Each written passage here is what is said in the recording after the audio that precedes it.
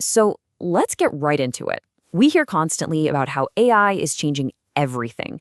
But what does that actually mean for someone who's just trying to get their foot in the door? Are we watching the very first rung of the career ladder just vanish? Let's unpack this. Wow, that's a pretty intense thing to say, right? It sounds like a line from some dystopian sci-fi movie. But this was said by a real person talking about his very real six-figure job. So the question is, who said this and what on earth did they mean?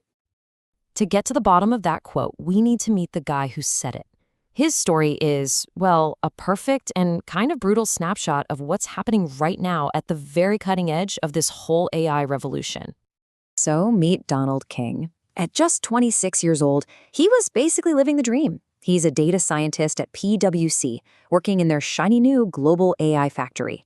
He was a real pioneer, building the exact tools designed to help huge Fortune 500 companies get more efficient. His mission, in that classic corporate language, was to help clients do more with less. But less of what exactly? Well, that's where this story really takes a turn. Okay, get this timeline, because the speed and the irony here are just wild. King was a rising star. He wins this massive company-wide AI competition. He gets up on a virtual stage and presents his project to literally 70,000 of his coworkers. He's probably thinking, I've made it. And then, just 2 hours later, he gets laid off. I mean, talk about the ultimate whiplash. King eventually started seeing his work as an Ouroboros, that ancient symbol of a snake eating its own tail. It perfectly captured his situation. The AI agents he was building were specifically designed to reduce the need for consultants just like him. He was building the very machine that would make his own job obsolete. And that's how he got to that meat grinder feeling. But here's the thing. Donald King's story, it's not some weird, isolated incident.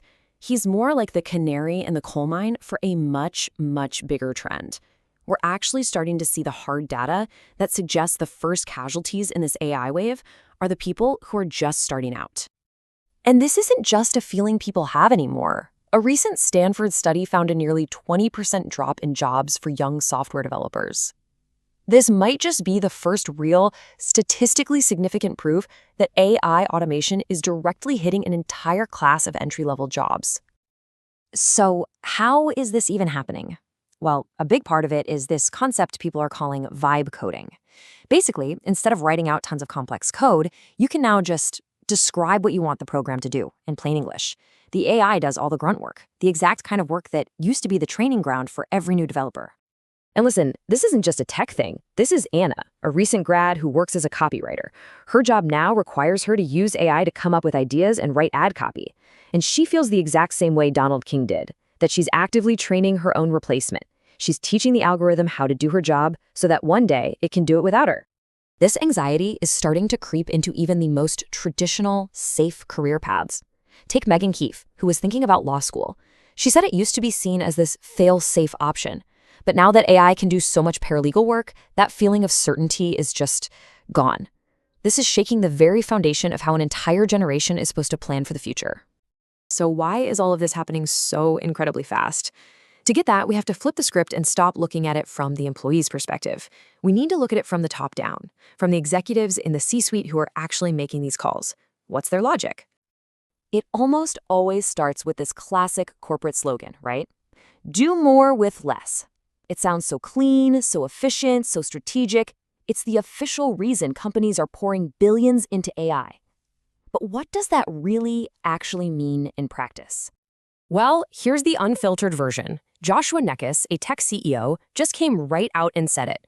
For him, AI isn't just about being more productive, it's about getting rid of what he calls the headache of training young employees who make mistakes. It's a really chilling but very honest look at the calculation that's being made in boardrooms everywhere. And don't think for a second this is just theoretical. Huge companies are already linking layoffs directly to AI. You've got Klarna, Salesforce, Accenture, all on the record. Goldman Sachs is testing an AI that works as a software engineer. And get this, at Shopify, the default is now AI.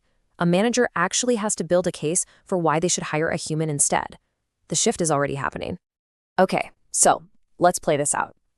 Entry-level jobs are at risk, or in some cases, they're just gone. What does that do long-term? What happens to the whole structure of work when you just yank out the bottom rung of the ladder? I mean, think about the way it's supposed to work. You start at the bottom as an associate. You learn the ropes. You get some experience, you become a manager, and maybe one day you become a senior executive. It's a pipeline. But if you get rid of step one, the entire system just falls apart. And that leads to this massive fundamental question. If no one can get that crucial on-the-job experience when they're starting out, where do future managers come from? Where do future leaders come from? Who's going to have the skills and the knowledge to run these companies in 10 or 20 years? It's like we're eating our own seed corn. Now, the solution you always hear thrown around is upskilling. The promise is, don't worry, AI will handle all the boring stuff, and that'll free up humans to do more creative, higher-value work. The reality, though, is a lot messier. For one, experts aren't even sure what those new jobs will be. And more to the point, how many companies are really going to keep their entire staff on payroll just to do the high-value bits? The math just doesn't seem to add up. All right, up until now, we've really focused on entry-level roles. But if you're listening to this and thinking, well, I'm experienced, so this isn't my problem, you might want to hold that thought. The technology is moving so fast that it's starting to come for the jobs of seasoned professionals, too. Just look at this study from OpenAI. They pitted ChatGPT against humans on real-world tasks from skilled professions, things like designing a real estate brochure, assessing medical images, even drafting a legal will. And what was the big takeaway? The humans won, but just barely.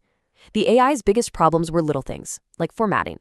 The core ability was there, and those little problems are getting fixed at a terrifying speed. So maybe you're thinking, okay, fine, white-collar jobs are in trouble. I'll just go learn a trade. Well, when one person suggested that exact thing to an economist named Anton Koronek, he just cut them off and asked, have you seen the robots lately? The threat isn't just software.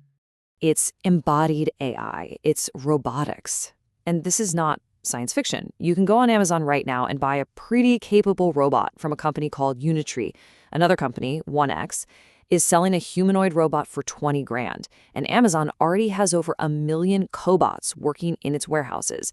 The physical world is absolutely the next frontier. All of this brings us to this kind of darkly funny meme that's been making the rounds online. It really captures the anxiety of the moment. This feeling that the window to build a stable career is closing fast, and you have to scramble to find some niche, any niche, before the music stops for good. It's a joke, of course, but as we've just seen, it's a joke that's rooted in a very real, very uncertain, and rapidly changing new reality.